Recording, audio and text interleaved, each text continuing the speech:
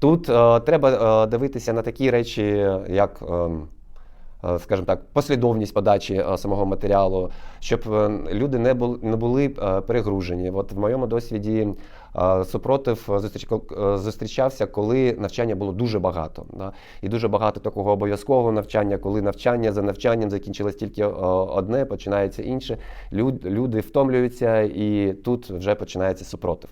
Супротив може бути, коли люди не розуміють, навіщо мені там навчатись, да? Коли вони не розуміють цілі навчання. Тому, коли розробляється навчальний контент, завжди треба вказувати цілі, що це дає тобі як працівнику, що ти по результату отримуєш, і які нові здібності в тебе будуть, які нові можливості в тебе будуть, і чому важливо пройти це навчання. Да? Якщо це є в навчальних матеріалах, то це, звісно, буде зменшувати сам супротив.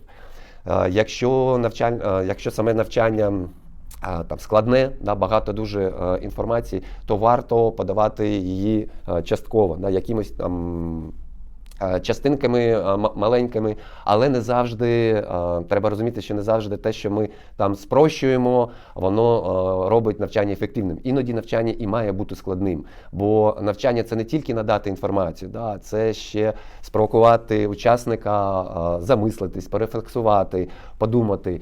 Тому не треба там робити із цього максимально там, щоб все було там просто. Ні, іноді воно і має бути важким, да, щоб люди там подумали, ми маємо давати навантаження, але це навантаження має бути збалансованим. І, до речі, класно, що e-learning в цьому плані він такий інклюзивний, можна сказати, бо він дає можливість кожному учаснику навчання самому обирати, да, оце от навантаження, яке йому під силу. Хтось може там зараз, не знаю, там 2 години безперервно вивчати там матеріал. Хтось той же самий матеріал може швиденько освоїти там за 15 хвилин. А комусь потрібно робити паузи. Да? І от e-learning все це дозволяє робити і обирати свій темп навчання, своє навантаження. Але ж, звісно, да, це має бути враховуватись при розробці.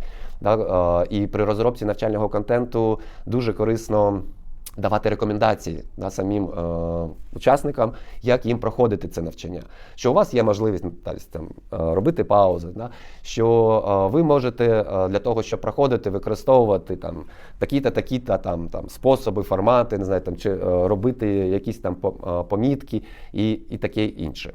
Тому супротив він буде завжди будуть ті люди, які чимось недовольні, які вважають, що навіщо там це навчання потрібно, да я і так без навчання все гарно, добре роблю. Не треба на цей рахунок дуже засмучуватись, треба робити свою роботу. Треба, звісно, враховувати, пам'ятати, що 50% відповідальності за навчання все одно лежить на розробці навчального контенту, на визначених цілях.